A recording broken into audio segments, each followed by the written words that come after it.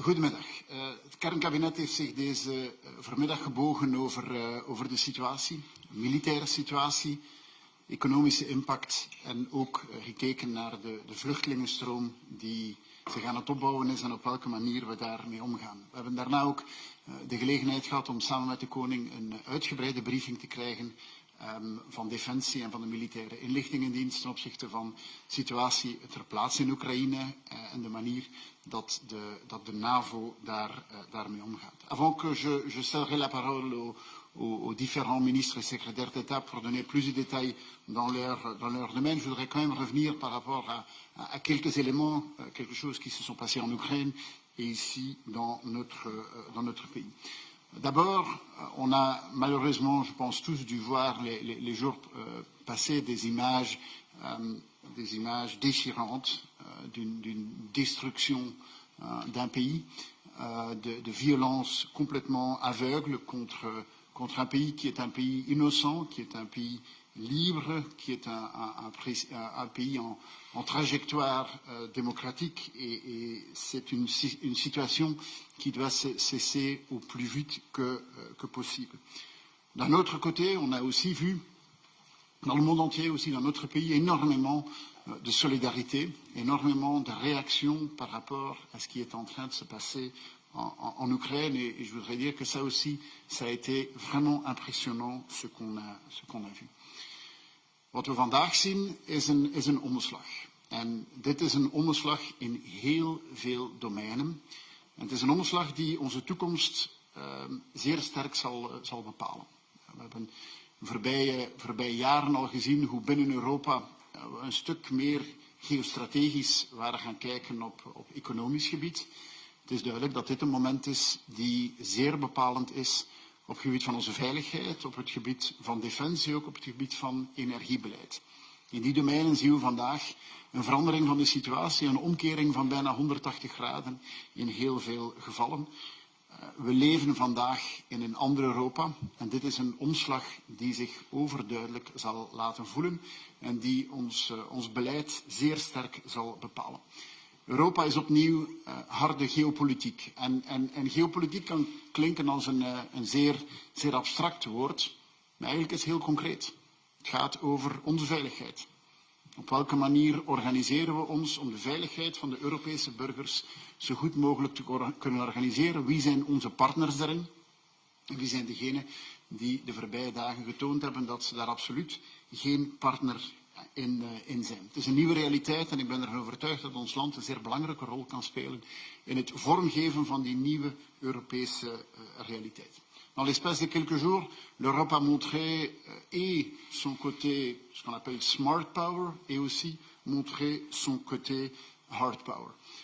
Si on regarde tout ce qui a été mis en œuvre les jours passés, un paquet de sanctions inédits, fermeture de l'espace aérien, des sanctions financières qui vont très très loin, des sanctions personnelles vers des personnes comme M. Poutine et M. Lavrov, et la quasi-total gel des avoirs ou de la caisse de guerre de la Russie.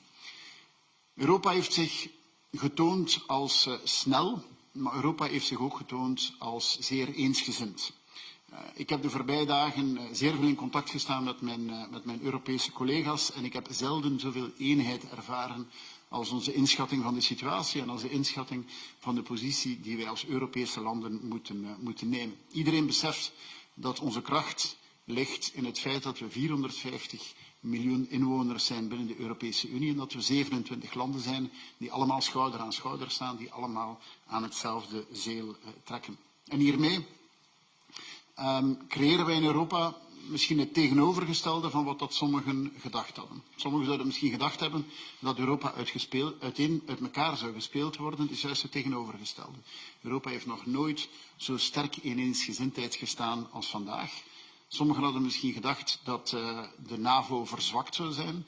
Vandaag stel ik vast dat de NAVO sterker staat dan ooit en dat bijvoorbeeld de samenwerking met landen als Finland en Zweden een zeer intensieve samenwerking geworden is. Hoe zich de komende weken zullen ontwikkelen, dat weten we niet. Wat wel zeer duidelijk is, is dat we goede partners hebben. En we hebben partners doorheen de wereld, met de Verenigde Staten, met Canada, met bijvoorbeeld ook Zwitserland. Maar we zien ook dat andere landen in de wereld meer en meer zich op de Europese lijn aan het zetten zijn. Die collectieve reactie is de beste garantie die wij hebben ten opzichte van onze veiligheid. Nu, die oorlog die gestart is door de Russische president, de gevolgen daarvan, die gaan we ook bij ons voelen. En we moeten daar duidelijk en eerlijk over zijn. Als je in een situatie komt van oorlog, dan leidt dat tot instabiliteit. Als je een situatie hebt van sancties en van tegensancties, dan gaan we dat voelen. En we moeten daar heel transparant over zijn. Vandaar dat wij op Europees niveau zeer sterk aandringen dat de Europese Commissie een pakket van maatregelen uitwerkt om zo goed mogelijk de economische impact te kunnen dempen. Wij zullen hiermee omgaan als we solidair zijn. Solidair op Europees niveau en ook solidair zijn in ons land. Deze klap zullen we zeker te boven komen, maar we zullen deze klap enkel te boven komen als er voldoende solidariteit is, en in Europa en in ons land. Et puis je voudrais terminer avec quand même remercier la solidarité que je vois dans notre pays. Nous voyons en Ukraine chaque jour plus que 400 000 personnes qui quittent leur maison, qui doivent laisser des proches, qui sont dans une situation complètement désespérée. Et je vois partout en Europe, mais aussi dans notre pays, beaucoup de solidarité. Des gens qui s'engagent, des gens qui disent qu'ils veulent aider, des gens qui disent aussi qu'ils sont prêts à accueillir des gens qui ont dû quitter l'Ukraine. Et je trouve ça un message très très positif. Je pense que très souvent notre pays a montré sa solidarité et je suis très content de voir qu'à ce moment-ci aussi dans notre pays, il y a énormément de gens qui montrent beaucoup de solidarité par rapport à une situation très grave pour une population innocente, une population qui n'a pas voulu cela en Ukraine. Voilà, je donnerai la parole au ministre de l'Extérieur. Dank u, goedemiddag allemaal. Het is inderdaad goed om de gelegenheid te hebben om een stand van zaken te geven van de situatie. De inval van in Oekraïne heeft ons de afgelopen dagen heel erg bewogen. En terecht, gezien het menselijke drama dat zich daar afspeelt en alle uitdagingen die erbij komen kijken. Ik denk dat de vastberadenheid van allen ook de ernst van de situatie illustreert en de aandacht waarmee we de laatste ontwikkelingen volgen. Allereerst wil ik de situatie van onze landgenoten in Oekraïne aankaarten. Natuurlijk zijn we heel bezorgd om hen. Onze prioriteit is en blijft de continuïteit te garanderen van de consulaire bijstand. Ik wil hier ook de plichtbesef en het groot professionalisme van onze ambassadeteam onderstrepen. Nous avons aussi placé des équipes au point frontière en Pologne, en Roumanie, en Slovaquie, en Moldavie. Elles sont disponibles et opérationnelles pour aider nos compatriotes. On a un centre de crise qui reste pleinement actif 24 heures sur 24 pour orienter les Belges qui en ont besoin.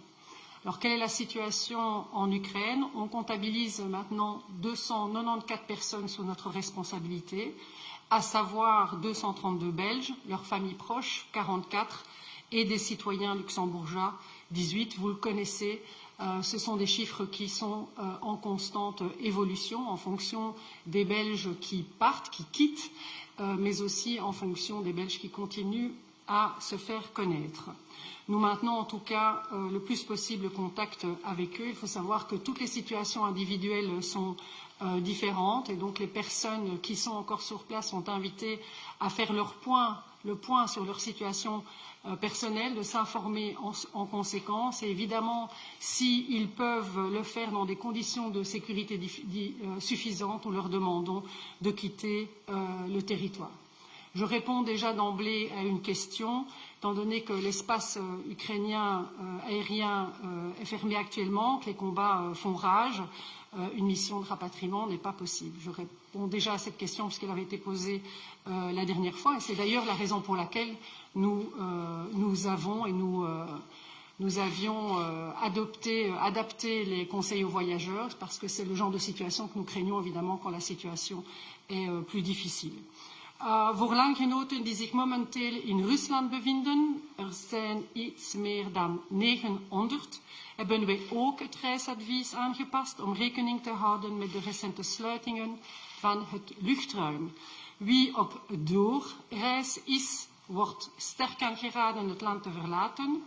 Aan wie er voorlopig verblijft, raden we aan af te wegen of het nodig is te blijven. U kunt dan niet tijdelijk het land verlaten en naar België terugkeren, zij het met een tussenstop in derde landen. Dat is nog mogelijk. In ieder geval, onze ambassade in Moskou is zeer actief om landgenoten zoveel mogelijk te steunen en ik dank hen ook daarvoor. Zoals u ziet, het is van essentieel belang om regelmatig de reisadviezen te bekijken op de website van de Buitenlandse Zaken. Zo blijven de mensen op de hoogte van de laatste ontwikkelingen en kunnen adequaat reageren op voortdurende veranderde omstandigheden. Het is ook heel belangrijk dat mensen zich melden bij onze diensten, bijvoorbeeld via Travelers Online of op andere manier. Want we weten wel dat er zijn waarschijnlijk nog Belgen in Oekraïne die hebben zichzelf nog niet aanmelden. D'un point de vue diplomatique, maintenant, vous aurez constaté que des discussions se sont engagées hier entre la Russie et l'Ukraine. Alors c'est vrai que c'est un signal qui, dans des circonstances normales, pourrait être considéré positivement, mais je dois quand même souligner que, vu les circonstances actuelles, nous devons de mesurer nos attentes. La semaine prochaine sera, ou cette semaine d'ailleurs, sera encore chargée en contacts bilatéraux, en réunion au niveau européen, à l'OTAN. Il y a une ministérielle OTAN des ministres des Affaires étrangères de l'OTAN en présence de la Finlande, de la Suède et du haut représentant européen Borrell prévu fin de semaine, de la même manière que nous avons aussi à nouveau un Conseil des ministres européens des Affaires étrangères. Vous voyez que nous nous réunissons souvent. Évidemment, nous pouvons y constater notre unité et aussi notre volonté de travailler ensemble. Au niveau européen, vous aurez constaté que nous avons effectivement adopté dimanche un troisième paquet de sanctions. L'objectif, évidemment, c'est de maintenir la pression sur Moscou de manière importante, mais aussi via les décisions qui ont été prises, par exemple, sur le European Peace Facility, de témoigner de notre grande solidarité avec l'Ukraine, en leur donnant aussi les moyens de se défendre contre l'agresseur. Alors, cette politique d'isolement de la Russie au niveau diplomatique, nous avons l'intention, évidemment, de la continuer, que ce soit au niveau des Nations Unies ou au Conseil des droits de l'homme à Genève. On a une résolution à l'Assemblée générale des Nations Unies qui sera mis au vote demain et qui est de condamner la Russie et de l'enjoindre à cesser l'usage de la force et de se retirer. Et il y a aussi une session spéciale du Conseil des droits de l'homme qui se tiendra jeudi avec l'adoption d'une résolution créant une commission d'enquête sur les exactions commises en Ukraine ces derniers jours. Vous avez vu aussi ce que chaque fédération ou bien État membre au niveau direct et indirect a pu annoncer en termes de sanctions ou de non-participation culturelle sportive. Ça a l'air de rien comme ça, mais toutes ces initiatives mises bout à bout participent aussi à l'effort de pression et à l'effort d'isolement qui est souhaité par rapport à la Russie. We zullen ook inspanningen leveren om de desinformatiecampagne die gevoerd is door Rusland tegen te gaan. Last but not least, jullie herinneren dat we hebben een aanvraag gekregen voor BFAST materiaal.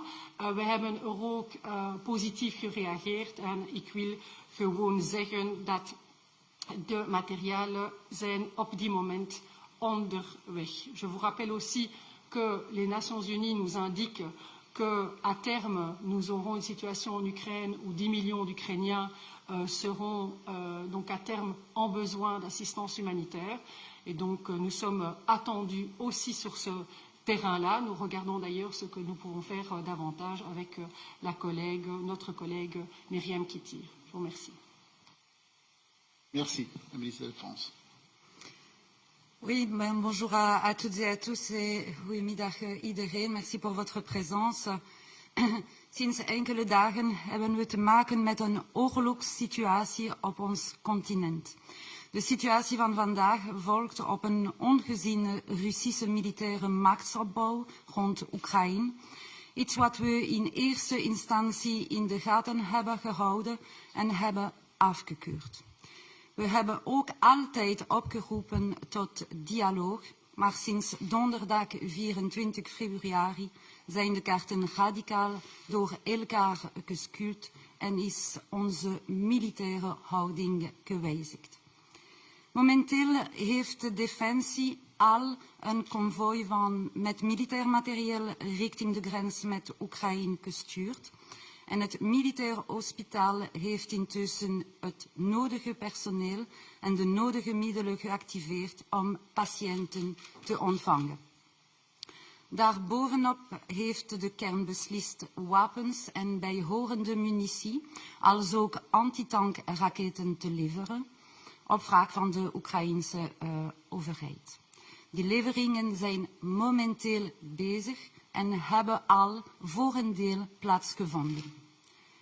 Pour des raisons de sécurité opérationnelle que vous comprendrez, je n'irai pas plus en détail sur le sujet. Dans le cadre de nos engagements au sein de l'OTAN, les unités immédiatement disponibles de la force d'intervention rapide de l'OTAN sont, depuis de nombreuses années, une force militaire activable uniquement en réponse à une crise majeure requérant la mobilisation rapide de la force de l'OTAN. Ce qui jusqu'à présent était hypothétique pour beaucoup d'entre nous devient une réalité pour la défense, pour son personnel et pour toute la nation. Ainsi, l'OTAN, avec l'accord de notre gouvernement, a décidé ce samedi 26 février de renforcer sa présence défensive et dissuasive aux frontières du territoire de l'Alliance en réaction à la guerre russe menée en Ukraine. Ce moment est un moment géopolitique majeur. Je pense que nous en avons tous conscience. C'est également pour cette raison que je souhaite profiter de cette occasion pour remercier tous les militaires et tout le personnel de la défense qui, conformément à leurs devoirs, ont répondu présent à l'appel de leur commandement. Ils font écho à l'excellente réputation des Belges au sein de l'Alliance, un partenaire modeste par la taille, certes, mais d'une grande fiabilité. Dans les prochains jours, la Défense enverra un détachement de la taille d'une compagnie interarmes de 300 militaires en Roumanie au sein d'un battle group français. L'unité militaire qui conduira ce déploiement est le 1er et 3e lancier, un bataillon de marchands Famenne.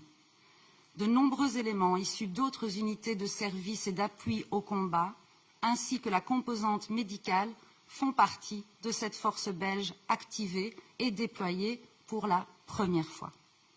Leur mission est une mission défensive et de dissuasion aux frontières de l'Union européenne dans l'espace de l'OTAN. De veiligheidssituatie van het conflict en de mogelijke gevolgen daarvan maken uiteraard onderwerp uit van een permanente opvolging en analyse. Gezien de evolutie van de situatie houdt Defensie zich klaar voor elke mogelijke verandering. In geval van crisis is het de kunst het hoofd koel te houden, professioneel en kalm te blijven en vooral de nodige discretie aan de dag te leggen in het belang van de veiligheid van onze troepen. Ik nodig jullie allemaal uit, elk in jullie hoedanigheid, om samen de veiligheid van onze mensen en operaties te blijven garanderen. Dank u wel. Ja, merci. Staatssecretaris voor Asiel en Migratie. Dank u wel. Daar waar oorlog is, daar vluchten mensen. Op dit moment ondertussen al ongeveer 500.000 Oekraïners die het land hebben verlaten. Meer dan 280.000 die ondertussen in Polen zitten. Meer dan 80.000 die in Hongarije zitten. Meer dan 30.000 in de andere verschillende respectievelijke lidstaten in de regio. Het zou volgens UNHCR kunnen gaan om in totaal 4 miljoen Oekraïners. En 7,5 miljoen mensen zouden ontheemd kunnen worden in Oekraïne. Dat zijn de cijfers waar we vandaag voor staan. En je kan alleen maar hopen dat de oorlog snel stopt. Maar op hoop alleen kan je niet leven. En daarom heb je nood aan landen die zich solidair tonen ten aanzien van Oekraïne op alle mogelijke gebieden en ook wat betreft het opvangen van personen die vluchten voor de bommen die daar vandaag vallen. De Europese lidstaten die aan Oekraïne grenzen, die maken er een eerzaak van om zoveel mogelijk Oekraïnse onderdanen op te vangen.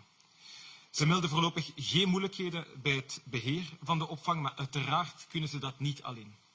En dus moet je je voorbereiden, en dat is ook aan ons om vanuit België al het nodige in het werk te stellen binnen de Europese familie om onze solidariteit duidelijk te maken. Op dinsdag 21 februari heb ik met mijn diensten samengezeten om in kaart te brengen wat de uitdagingen zouden zijn als een groot aantal Oekraïners op ons grondgebied aankomt en tijdelijk bescherming zou krijgen. Op zaterdag 26 februari heb ik dan ook een taskforce opgericht voor bescherming en opvang van Oekraïners, die meteen ook op zondag is samengekomen. Een taskforce waarin mijn diensten vertegenwoordigd zijn, maar uiteraard ook wel de departementen van Binnenlandse Zaken, Buitenlandse Zaken, Defensie en het crisiscentrum.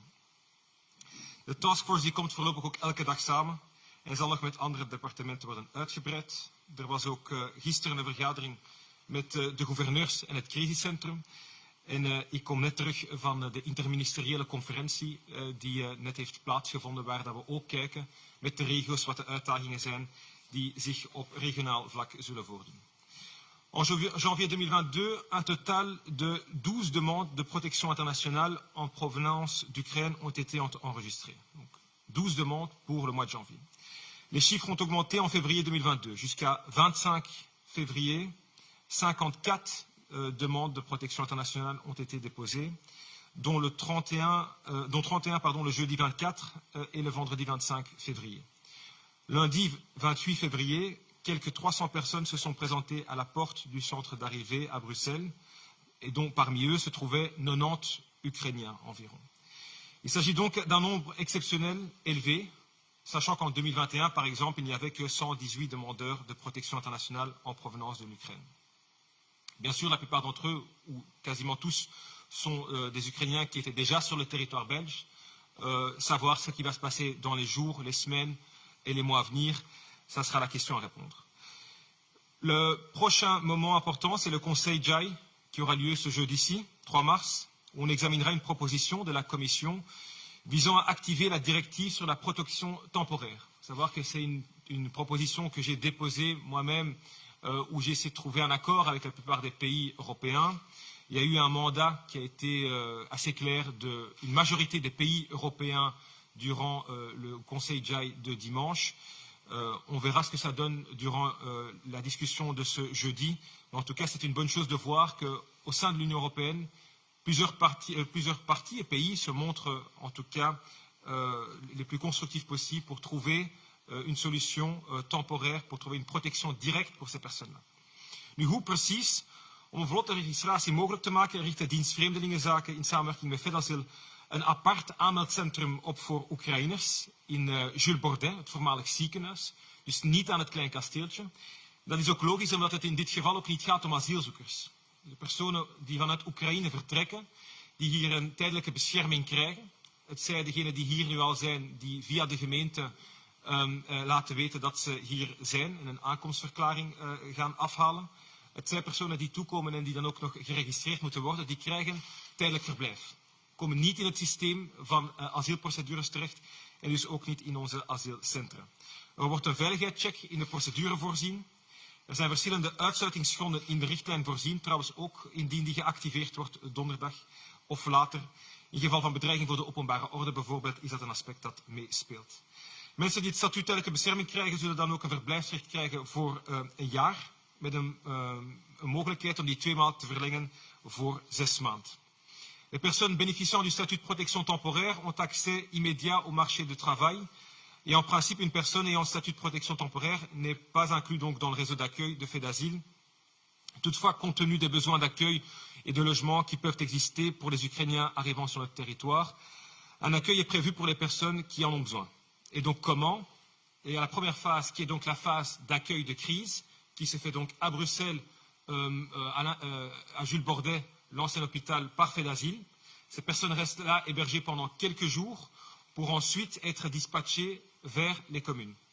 Et donc pour organiser ce flux vers les communes, c'est la raison pour laquelle on a eu cette discussion aussi durant la conférence interministérielle avec les régions, et que hier, au niveau des provinces, une communication a été envoyée vers les communes. Une communication dans laquelle, bien sûr, un logement est prévu pour chaque personne qui reçoit l'opportunité d'être en Belgique, vu que cette personne-là n'est pas un demandeur d'asile, et donc cette personne doit trouver un logement, mais il faut essayer d'avoir une période où il y a des logements de crise au niveau des communes qui doit être facilitée. Et donc c'est la raison pour laquelle je suis heureux de constater, ensemble avec Monsieur le Premier ministre, qui l'a dit à juste titre, qu'il y a une solidarité énorme au sein de notre population.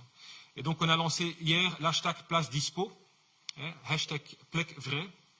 On a été à la recherche de citoyens, enfin pas à la recherche, on a voulu répondre aussi à la demande de beaucoup de communes et de citoyens de pouvoir justement accueillir des personnes. En dus de bedoeling hiervan is vooral om gemeenten de mogelijkheid te geven om collectieve structuren mogelijk te maken als soort van crisishuisvesting in afwachting van een finale huisvesting. En ik kan daarvan alleen maar zeggen, concluderend, dat die oproep massaal positief beantwoord wordt. We zijn 12 uur verder en ondertussen hebben al meer dan 100 gemeenten aangegeven dat ze hieraan willen meewerken. Dat is een positief signaal en ik denk dat we daarop verder moeten gaan. Ik denk afsluitend dat we zeker niet de problematieken moeten onderschatten, maar we moeten vooral de opportuniteiten omarmen om te bewijzen dat we als Europese Unie, als Europeanen in staat zijn om te doen wat van ons verwacht wordt, namelijk onze buren te beschermen, mensen te beschermen die van verder komen en die nood hebben aan bescherming.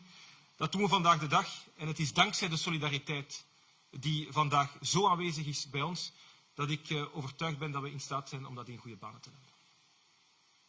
Ja, dank u wel. Misschien nog toevoegen dat we op het gebied van humanitaire hulp ook middelen vrijgemaakt hebben. Minister Kittier maakt 3 miljoen humanitaire hulp vrij en minister Van den Broeke 3,4 miljoen medicatie en medische hulpmiddelen die gestuurd worden via het Emergency Response Coordination Center van de Europese Unie.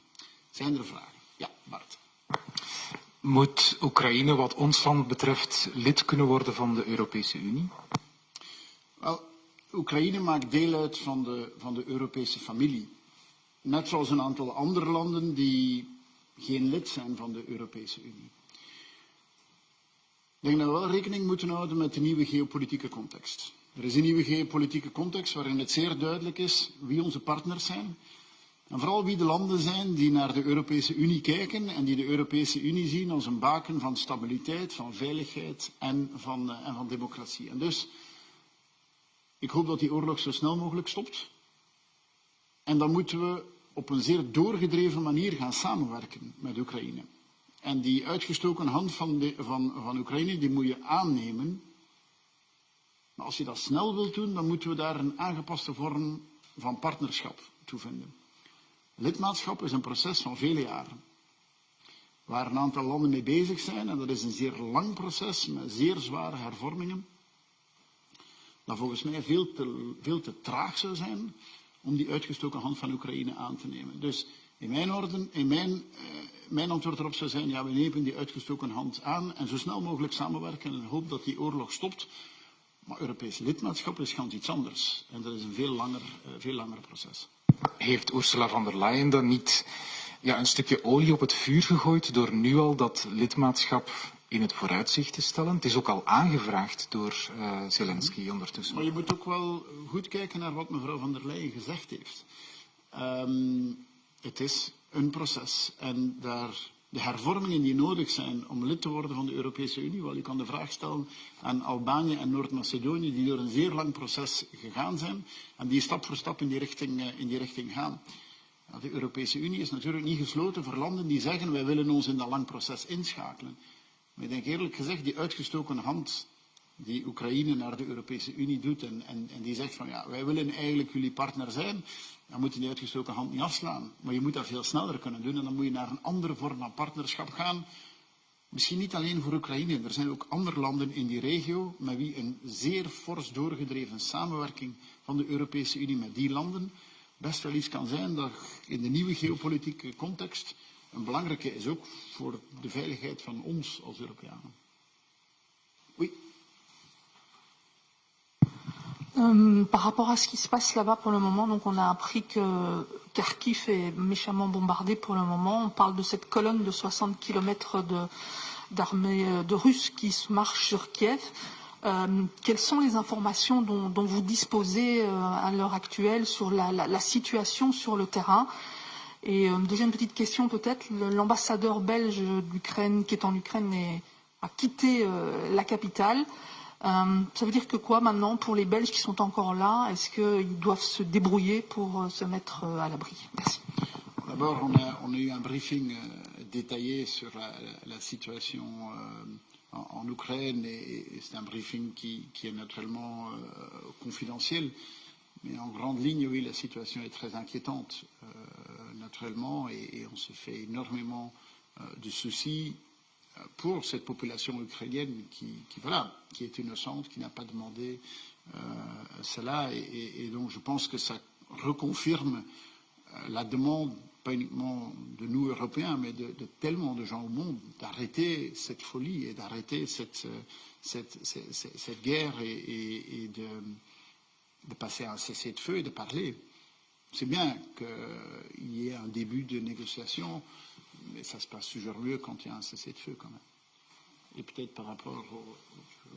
Comme je l'ai dit dans mon exposé introductif, nous demandons à chaque Belge sur place d'évaluer sa situation. Une situation n'est pas l'autre et on sait à quel point, en fonction de l'endroit où vous êtes, de la précarité de l'endroit où vous êtes, si vous avez suffisamment d'eau, si vous avez suffisamment de vêtements chauds, si vous avez une capacité de vous déplacer ou pas dans des conditions suffisamment sécures. Je dis suffisamment sécures parce que en guerre, vous ne pouvez pas garantir cela. Eh bien, en fonction de cette analyse, je dirais quasi personnelle, on demande aux Belges de quitter le territoire. Comprenez aisément que je ne vais pas ici parler de la situation personnelle et particulière de tel ou tel individu s'agissant de leur sécurité. En tout cas, ce que je peux vous dire de manière extrêmement claire, c'est que l'assistance consulaire continue, qu'il n'y a, peu importe les mouvements qui pourraient avoir ou ne pourraient pas avoir lieu, il n'y a en aucun cas de rupture de charge dans la prise en charge des Belges. J'ai rappelé aussi qu'il y a des équipes consulaires qui sont placées à différents endroits stratégiques et donc nous continuerons à travailler dans ce sens. Peut-être répondre par rapport à la situation sur place. Donc, c'est vrai que je pense qu'on peut dire que la Russie a certainement sous-estimé certains éléments au début, donc que ce soit au niveau de la résistance ukrainienne, que ce soit au niveau de l'adhésion aussi de la population ukrainienne, en termes de besoins logistiques également, et aussi au niveau de l'unité internationale. On se retrouve finalement face à un bloc soudé qui à la fois fournit du matériel à l'Ukraine, qui prend des sanctions, qui ferme l'espace aérien. Seulement, il faut savoir que aujourd'hui, la Russie n'a pas déployé la pleine capacité, la pleine mesure de ses capacités. Et donc, elle a encore évidemment du matériel et des hommes en réserve. Et donc, on peut craindre qu'il y ait que ça prenne du temps, qu'il y ait davantage d'escalade et malheureusement davantage de victimes. Ce qui se passe pour le moment, effectivement, est très préoccupant et va dans ce sens-là. Nous espérons, comme l'a dit le Premier ministre, qu'il puisse encore y avoir à un moment donné un dialogue et diminuer cette escalade. Mais actuellement, ce sont des combats et on sait qu'il y a en réserve toute une série de capacités, ce qui ne nous rassure pas. Oui. Bonjour. C'est deux questions pour Madame Wilmès. Je m'excuse si je vous fais un peu répéter ce que vous avez dit, parce que c'était pas très clair. Sur l'ambassade à Kiev, en fait, le personnel diplomatique à Kiev, il me semble que l'ambassade est partie dans l'ambassade française, qui elle-même a été bougée à Lviv. Voilà, donc je voulais savoir ce qui restait du personnel à Kiev ou plus du tout. Et l'autre question, c'est M. Zelensky, le président ukrainien, a signé un décret qui autorise des citoyens étrangers à venir combattre en Ukraine. Si la question se pose pour des citoyens belges, quid de de ces personnes-là, de leur statut? Est-ce que c'est une situation qui est suivie? Je vous remercie. Alors je pense, contrairement à ce que vous estimez avoir répondu très clairement à la première question, et en ce qui concerne la deuxième, évidemment, il s'agit d'un terrain de guerre. Donc en aucun cas nous conseillons à nos ressortissants de se rendre sur les lieux, en dehors même de tout appel qui pourrait être fait, et ceci en parfaite cohérence avec nos conseils sur le site des affaires étrangères. Alors oui, c'est une situation que l'on suit, c'est d'ailleurs une situation que l'on a abordée ce matin en briefing Kern avec la Défense, parce que c'est une situation effectivement particulière et particulièrement dangereuse. Et donc nous avons demandé de pouvoir analyser ça aussi de manière juridique, parce que on ne part pas sur des terrains d'opération prendre le fusil dans n'importe quelle condition. L'autre point aussi qui est important à souligner, c'est que la Belgique en tant qu'État, je pense, est au rendez-vous. Je pense que la Belgique en tant qu'État est au rendez-vous pour l'Ukraine. On a déjà expliqué que ce soit au niveau multilatéral, dans des enceintes comme les Nations Unies, le Conseil de l'Europe, que ce soit au niveau de l'Europe, au niveau de l'OTAN ou encore au niveau bilatéral, puisque nous avons à la fois décidé très rapidement, on était d'ailleurs dans le peloton de tête, d'envoyer des armes aux Ukrainiens pour qu'ils puissent se défendre, de la même manière que nous avons décidé aussi très rapidement, on était aussi dans le peloton de tête, de répondre positivement aux demandes de protection civile, de tentes, de kits, et que Myriam Kittir a déjà fait, ainsi que Frank van den Broek, des propositions de dons supplémentaires en termes humanitaires et médicaux, sachant que ceci n'est pas terminé. Ja. Dernière question alors, oui, Véronique. Bonjour, vous avez dit que les sanctions auraient été un prix. Est-ce que vous avez déjà planché sur des mesures que la Belgique ou que vous demandez à la Commission européenne de prendre pourrait être? Qu'est-ce que ça pourrait être concrètement? Est-ce que ça concerne notamment l'énergie? Pour l'instant, on connaît les sanctions que l'Europe a prises. On ne sait pas encore s'il y aura des sanctions de retour et lesquelles elles seront. Donc c'est difficile pour l'instant de déjà venir avec des mesures. Mais c'est vrai que l'analyse se fait. L'analyse se fait au niveau européen et l'analyse se fait en Belgique, en Belgique aussi. Donc on se prépare à évaluer cet impact. On s'attend à cela. Voilà, on sera prêt à prendre des décisions si on doit les prendre. Ok, merci.